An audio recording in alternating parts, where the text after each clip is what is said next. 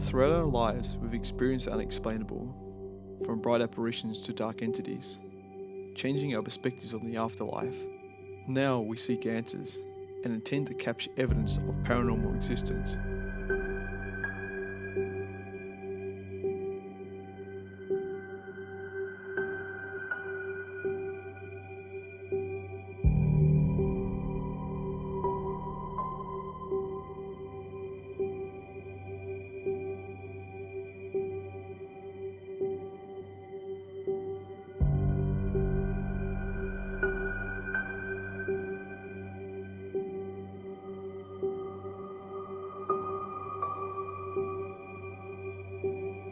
These are our paranormal experiences.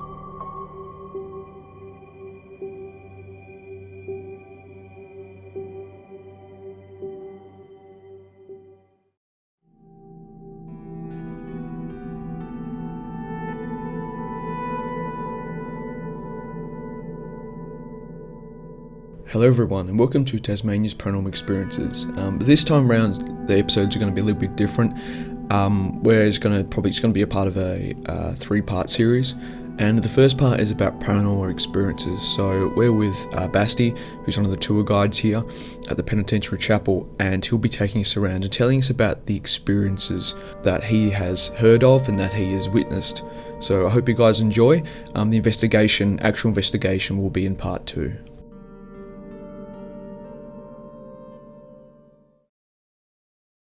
So today we're at the Hobart Penitentiary, and here we've got Basti, who's a tour guide here, and he's going to tell us a bit about some experiences here tonight and take us around for a little bit of a tour. So go ahead.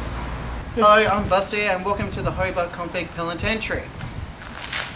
So this is what it looks like. It has now been over 188 years since its existence, and it was basically built in different structures. Basically, all of this was the actual chapel before these two brick buildings were added later on. I'd like to draw your attention first to the clock tower. The clock tower was basically designed by John Lee Archer. In 1831, when the chapel first opened up, the free settlers were allowed to share the chapel with the convicts. But the free settlers felt really uncomfortable the first day the chapel opened up. For example, all the convicts that were prison here, they basically hadn't seen women for a very long time. It would take roughly about 6 to 8 months to transport all the prisoners from the Northern Hemisphere and other places. And so to see these young women and wives like that, you can imagine the inappropriate comments and wolf whistling that took place. So the free settlers demanded a new entrance to the chapel. And so construction got underway in 1831. And it was built in 2 section layers to basically represent the towers in London. It basically opened up in 1833, and the free settlers would be marching through the doors, up some stairways and into their chapel.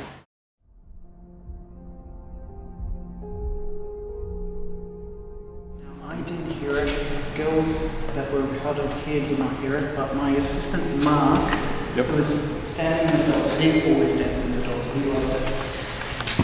He and a group of girls here heard the ground thing banged, and no one was up there. And what's really interesting, this actually backs up what the woman experienced 2 months ago. I gave a private tour for a group of ladies, and the woman was seated in the judge's seat, and she got up, just made her way down to the seat because she said that she felt a male present with a negative vibe, as if telling her off, telling her to get out of his vibe, as if telling her off, telling her to get out of his... While Basti is telling us about his paranormal experiences, a strange light anomaly appears in frame and disappears also in frame. Not only does that make it strangely compelling, it doesn't seem to resemble bugs or dust, as bugs are normally well defined. You can see their wings and antennae, while dust appears more like snow flurries. It doesn't have that erratic and spontaneous movement that this particular anomaly has. Sam, who is also filming, does react and sees this on camera as well. What do you think?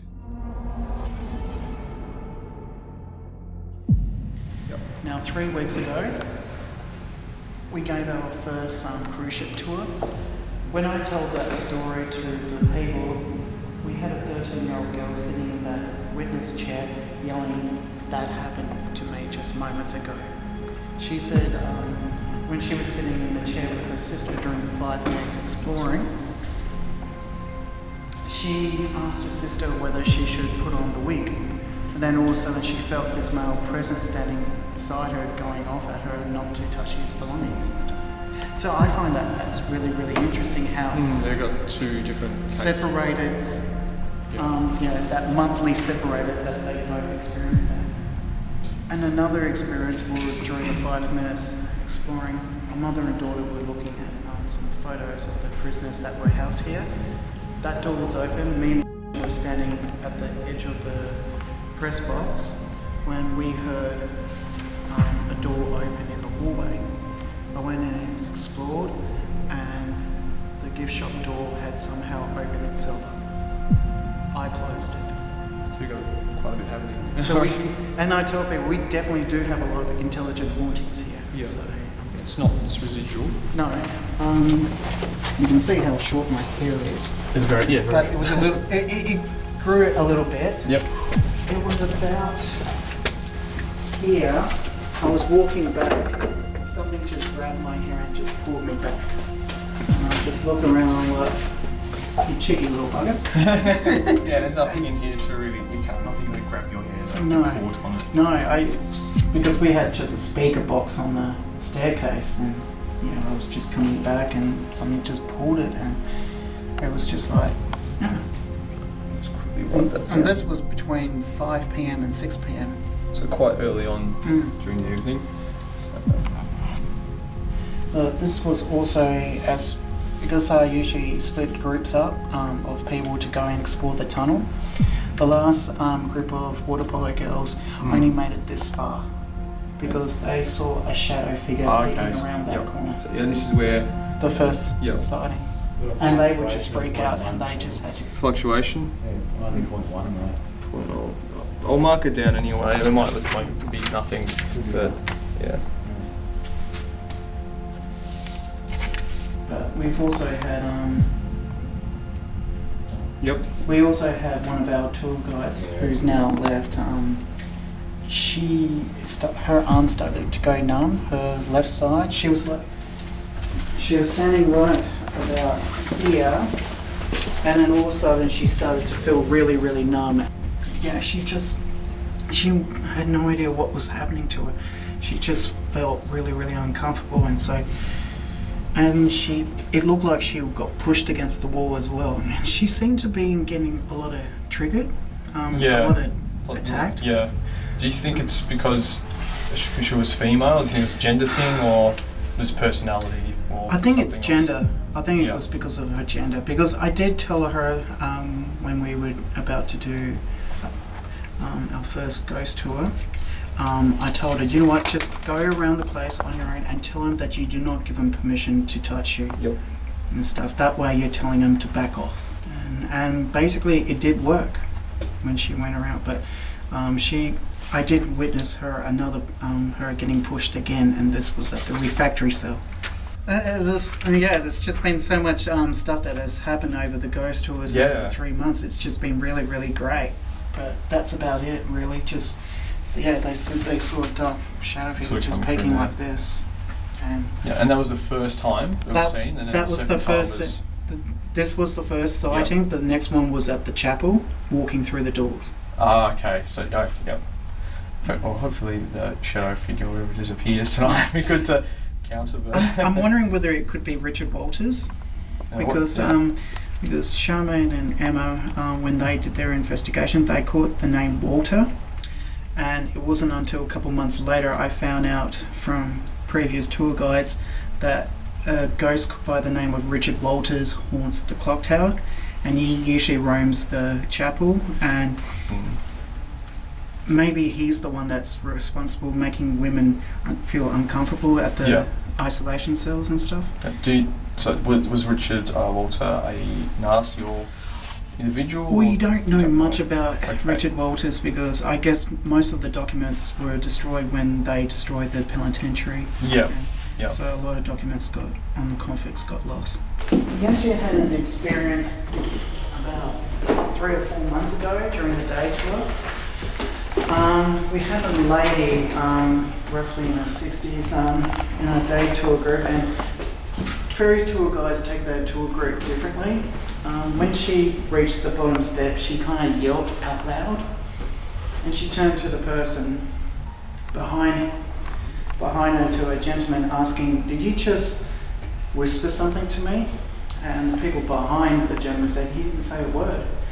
And so she told the tour guide that when she reached that bottom step, she felt a cold hand gripping her ankle and heard a male voice saying, "I didn't do it, I didn't do it." And she gave a tour a couple of months ago. Now, she thought she was actually doing a really bad job with her day tour, because two elderly ladies looked really, really uncomfortable. But they told her what had happened. Apparently, from the courtyard, from the courtroom up to the refractory cell, the two ladies saw an apparition of a male person in period clothing and a dark beard following them throughout the tour. And we've had ghosts following everyone's tours when we do it. So, were these individuals gifted then sort of way? No.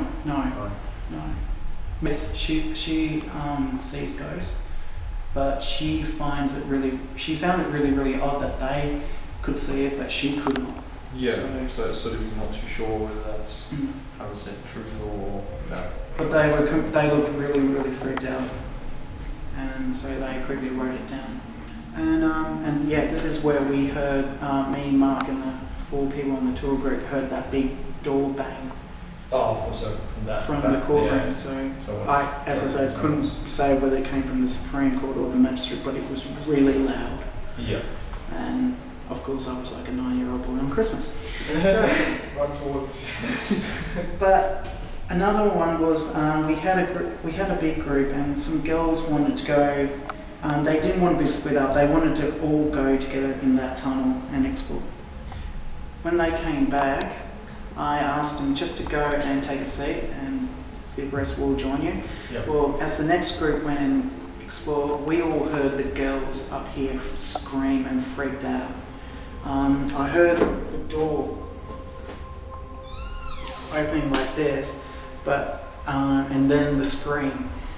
But then the girl said, "Yeah, I opened that door, and a big growling sound just growled at them from behind that door." And they felt really, really uncomfortable when I told them we were about to go through that door. Okay, you might want to document this. That door, you might want to document that. That door was open. That door was closed. Definitely was closed, okay. That was definitely closed. That's been open. This is the isolation area. And the chapel for the convicts. That was closed. Did you come back in and lock it up? And No. I was giving the tour and I was telling the people about my experience, and that door was closed. And you're the only one working tonight? And Michelle, but she's just an assistant, and she just makes sure that no one goes. Yeah, that's the point. She just makes sure that no one goes past her and stuff. Yeah. But yeah, I placed a voice recorder on a priest's pew where we called the voices, and so you've heard voices have been captured here then? yes, Cool. yes, and when Emma said, "Do you want us to leave?" Yeah, okay. But yeah, that's where I saw the dark shadow figure in that doorway.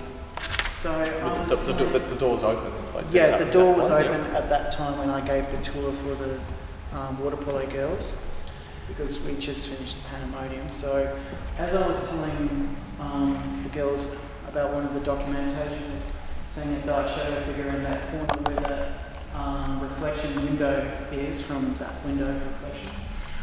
As I turned to say, "Look how high the window is," I noticed a dark shadow figure was walking into that chapel. Now, I stopped for a moment just to see whether it was one of the coaches that came, but no one was there. And so I asked Mark, "Did someone go in?" And he says, "No, that door's closed." But I'd really like to know how that door opened then, if you so know it was closed. And When you mean closed, it wasn't closed over, it was locked, like locked or shut in a way that not even wind could open if No. there was any. Okay. But the shadow figure continues on that night Yeah. in that cell. Her friend that was coming to collect her, her friend that was standing in the corner thought her friend was standing right there. But she was completely freaked out when she saw her friend poke her head through this doorway, because she thought her friend was standing right there. That was where the last sighting of the shadow figure was. Right in front of Yeah. We had a young 14-year-old girl getting choked right here.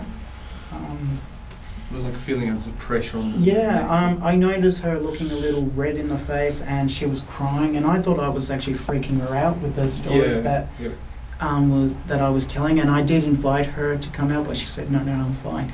But it wasn't until the end of the tour that my assistant told me that, she said 2 hands was gripping around her throat and was choking her. We actually had a woman that was actually about to throw up, like she had starting water coming out, and it was about where I am. So quite a bit of negative things A happening. lot of negative seems to occur when women are in this cell. We also had people feeling really, really hot when it was a cold night. They just felt hot and heated in the face. Flustered hot. Yeah. And then they feel calm and relaxed when they're out this cell. So. Yeah. So something negative or influencing them or attacking them in some sort of way. And it seems to be what isolates this cell sometimes, and when they step out and leave, it sort of just diminishes, the feeling goes. Yeah, the replica of Mark Jeffries. We've had some interesting experiences happening in here. When I gave a tour, a mother and a daughter, a ghost tour, it was when we heard that door open in the hallway. Yep. I should tell you it was a full moon when it happened, because when I was standing about where we are, and the daughter was standing right there, the mother over there, and as I was telling one of the documentations from 2003, I'm just glad I didn't just hear this. The daughter heard the same thing, because she spoke out and said, please tell me you just heard that. I'm like, I'm glad you heard it as well, because what we heard behind this wall sounded like a drain pipe getting banged 3 times. And there are no pipes built around these cells. It's all bricks. So I'm wondering, like, could it have been... Yeah. So it was like that sound. It was like that sound. Metallic sound. I mean, metallic, yeah. And, yeah. Could it possibly been the bed, or...? Well, it So actually it's came more- from round there, so possibly over there. And so... Again, I was happy. Yeah. Did you get any further responses on that night? Or No, was it just that was isolated. that was just the only experience we had for the. You okay? You right? Yeah. You're a bit jumpy. See something or feel anything? Oh, it's just like someone was just walking. Like on the rock, gravel Yeah. pedal stuff? Yeah. We've heard that as well. Also, when was it? August, I think it was. I was actually giving a tour, and one of the ladies did not want to come in here. She's part of the. I think she's part of the investigators that do the monthly thing here. Yeah. She was sitting out there, and she told me when I was telling the story or some of the activity in the cell, she heard what sounded like footsteps walking along the birdcage and rustling along as if it was about to make its appearance through that door. Yes, yep. Now, another dark mofo experience happened here. Now, this room was completely empty, no cot, no mannequin. The mannequin was now in the deputy governor's house.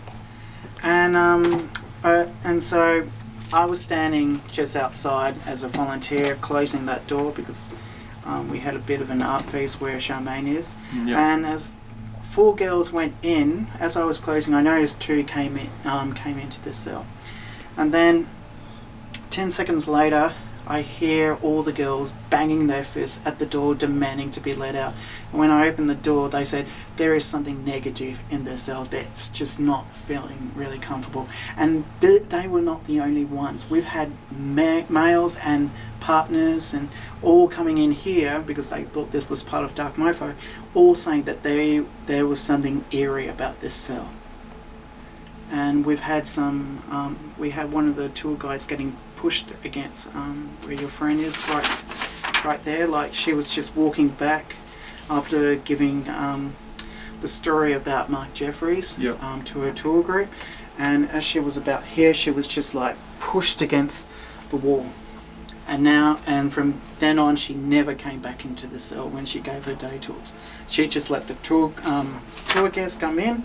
She stands outside. Again, I think it could be, as you said, possibly. Yeah, it seems to be a pattern starting to emerge where it's gender. Now, when I was down beneath the gallows with my tour group, he was just walking along, and then all of a sudden he felt like he walked into a big cobweb. Yep. And he had a look, and there's no cobwebs hanging around here, so he just felt like he just walked into a big cobweb. And there was definitely did he have a torch something on him, or and it was felt like there was nothing there. Like yeah, he knew he there just was nothing looked there. around and he tried to, shade off, but he couldn't feel any cobwebs and stuff. So most of the experiences have occurred down beneath the gallows. Not a lot up here. So I'm happy to take you down. Yeah, that's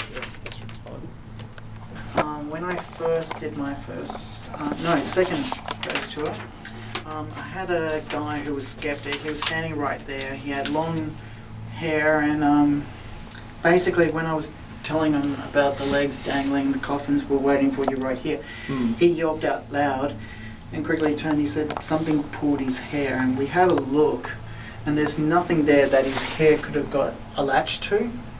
So I'm presuming a ghost could have been in that corner telling him to get out of his zone. Yeah. Where your friend is standing right now.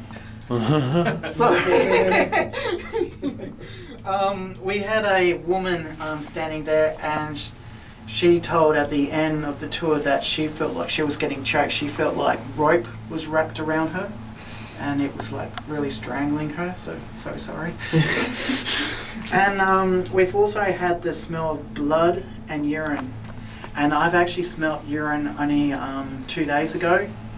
On Thursday, it smelled like someone wet their pants in that way, and then it just vanished.